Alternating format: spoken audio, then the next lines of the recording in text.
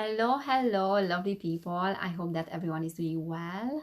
Welcome back to a new video. My name is Evelin Barta, and I have been away for a while. I mean, away from YouTube. I didn't record videos. I didn't record videos with my face on this particular channel.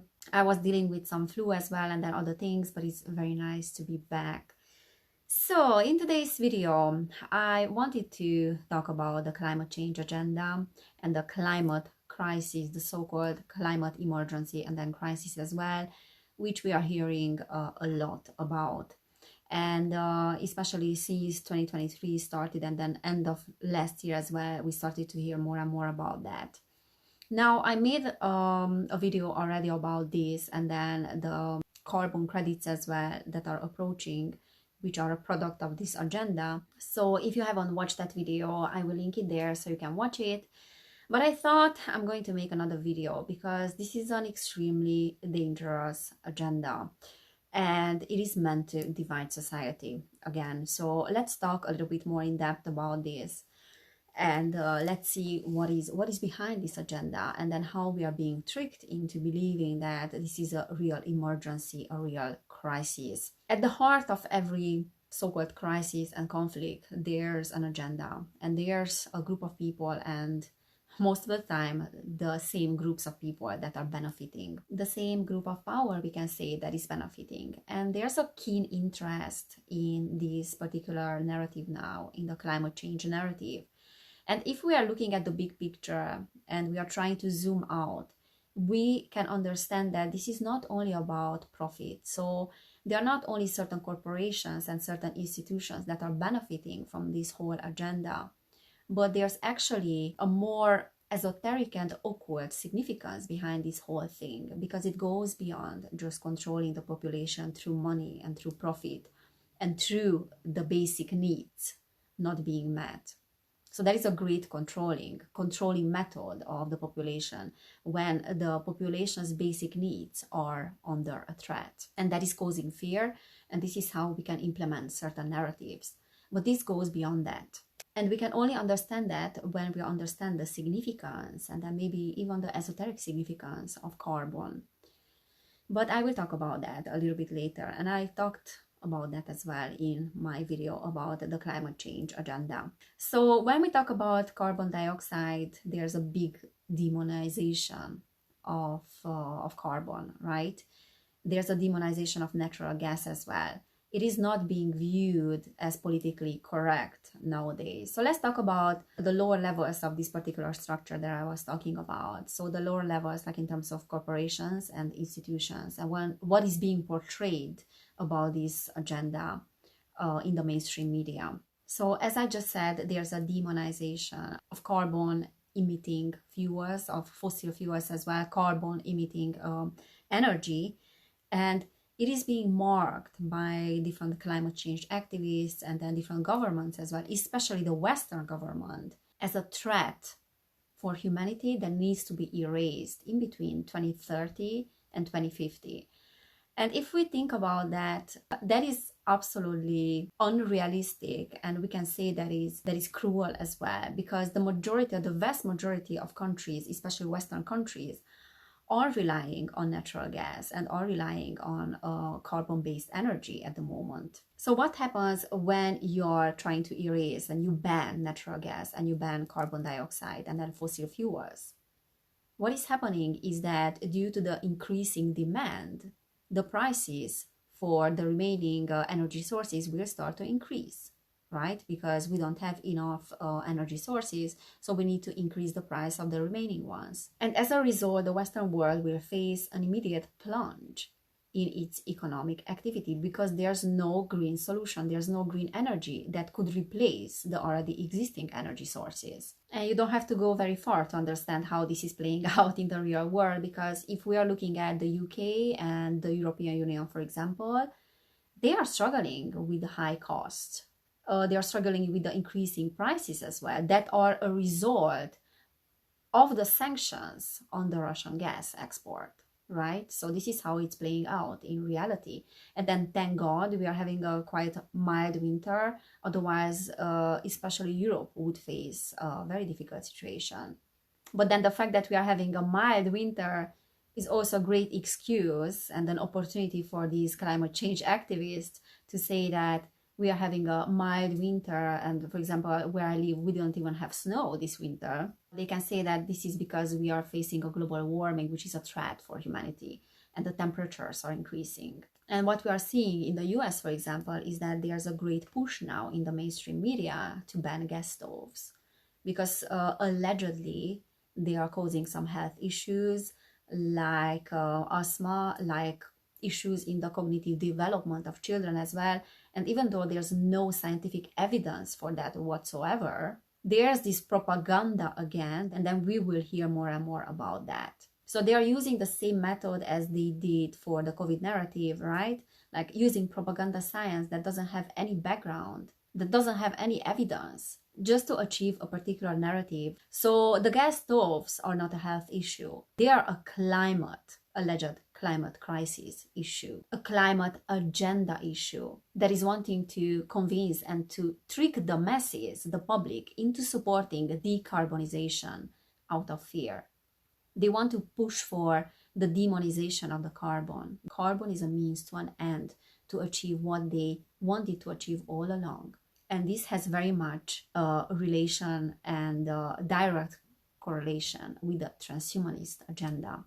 So there's a desperation around pushing for this narrative now. The climate change is starting to spread to the masses, unfortunately. And we will hear more about that this year. If we think about the average temperature of the Earth, we can actually see that it is not climbing to dangerous levels, because in the past century, the Earth's average temperature has only increased with 1 Celsius degree.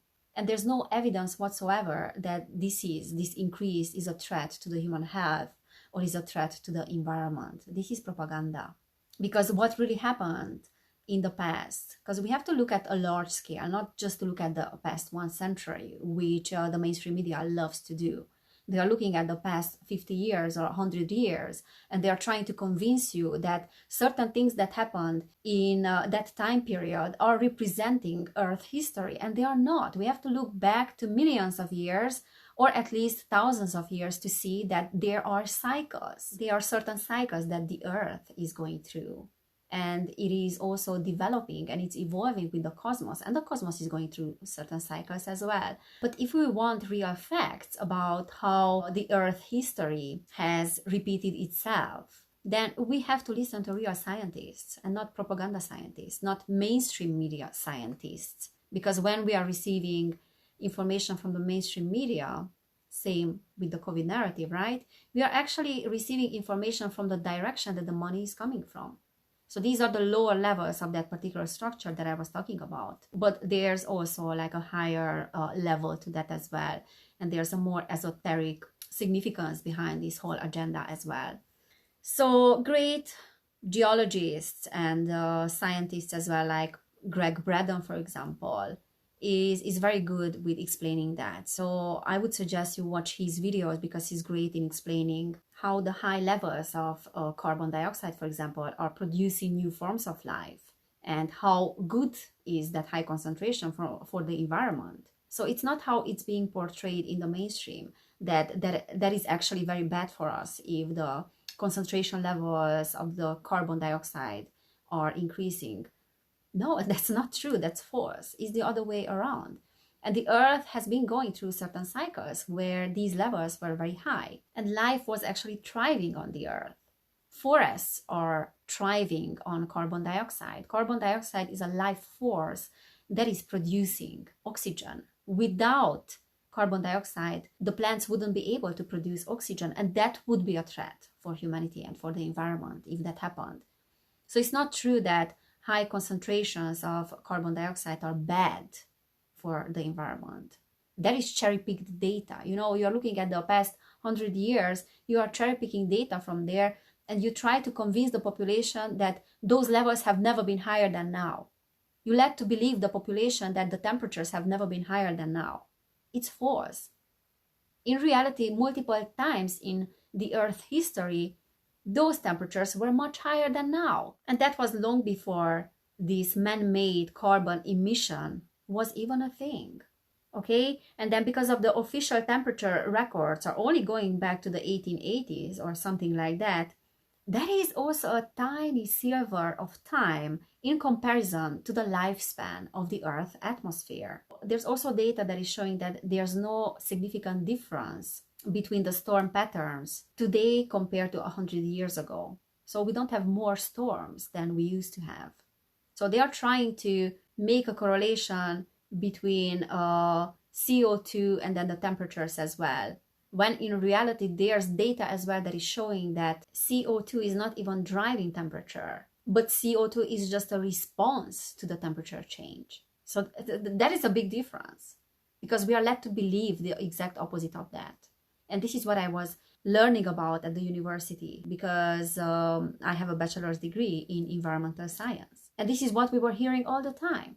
Global warming, climate change. The biggest demon here is carbon dioxide. And that is why this is all happening. This is why we have to do something about this, because it's an emergency. There's an indoctrination in the schools, in the universities as well. And it's all coming from institutions like the United Nations with their sustainable development agenda. So these are false assumptions, false data, and everything, our economy, our financial system, our society, the health sector, everything is based on these false data and these false climate models by the United Nations. And it's causing unnecessary suffering for people. And it's a social engineering. This is a social engineering. So this climate change emergency and climate change agenda is a means to create a bottleneck in energy usage. And it's a means to start to taxate the carbon emissions, to introduce taxes on carbon emissions. And it is a means to controlling every single aspect of our everyday lives. This is what this is about. And we have to be very realistic about that. Because without a free flow of carbon-based energy, almost all industries will collapse. That is the ugly truth. The industries will collapse and we will be left with a minimal manufacturing base, minimal food production as well, and that will lead to the shrinking of the global population, a shrinking of the human population. And everybody that will be left, they want those people to be slaves to these carbon restrictions, to be at the mercy of them, the mercy of these people that you have to pay taxes for even being a human. Because if they introduce taxes on carbon, they basically are introducing taxes on you being a human, because you are a carbon-based being. When they are demonizing carbon, they are actually demonizing the human body. They are demonizing the human. That is another part of this social engineering. That is another part of this social damaging, like damaging you socially, spiritually as well. So that is the esoteric and then occult significance behind this. Because if they convince you that carbon is bad, they also convince you that you are bad as a human being. They want to convince you that you are part of a damaging species. And you are also a threat to other species as well and to the environment. And if you combine that with the false alien creator narrative and myth and then ideology, which is saying that you are created by aliens to be slaves, and then if you try to be more than slaves, then you are actually shooting yourself in the foot, because you have no capacity to be more. You are unable to bring forth any growth, any evolution, any development. You are only able to do the opposite of that. So don't even try to be more than a slave, because you are only bringing destruction. So they basically are instilling self-hate, self-disgust, and then self-doubt in you. And what you will do as a result of that, you will start resenting and demonizing the human species. You will start demonizing the other person, and you will start demonizing yourself as well. And that is leading to not wanting to even reproduce, because if we continue to reproduce, we will only bring catastrophes to our environment and to this planet. And then that is leading us to depopulation and then transhumanism as well. Because transhumanism, according to the sick ideologies of these individuals, is something that can save the human species from destruction. Technology can save us. So you understand how sick is this and how is being linked directly or indirectly, we can argue on that, to transhumanism and to depopulation as well. and to you resenting your own species and resenting yourself. So even giving up on your identity for the sake of saving this planet. So the demonization of carbon is the demonization of the human species, the erasing basically of the human species on occult level.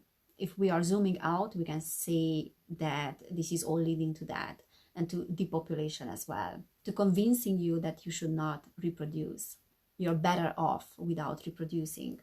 And going back to the taxation of the natural gas and then carbon and then so on, there's a deep desire for a global government that is coming from these globalists. They're trying to convince you that carbon is your common enemy. Because if you believe that it is our common enemy, then it's easy to trick the masses into uniting under a single banner, and that is the banner of globalization. So we can do it together kind of mentality. And this deep desire is coming from the fact that if there's a global governance, then there's an easier way to control the masses and to manipulate the masses. And carbon is a means to an end in that sense. So it can all start with the banning of the gas stoves, as I said. Then it can continue with the banning of the wood stoves as well, and then banning of the natural gas for heating and so on. And that can lead to artificially creating a gas price inflation. Then as a next step, they can also implement a taxation, a carbon taxation for manufacturers, and they will eventually implement that for the average individual as well. And this is how we are being led into cooperating with them when it comes to saving our planet. That we basically give up on our basic needs in order to save the planet. And this is also a psychological warfare, because whoever doesn't do that and whoever doesn't cooperate with us is a selfish being. So it's very similar to the COVID narrative, basically. It's just being rebranded in a new package, in the package of the climate emergency. So this is socially extremely damaging, and then spiritually damaging as well.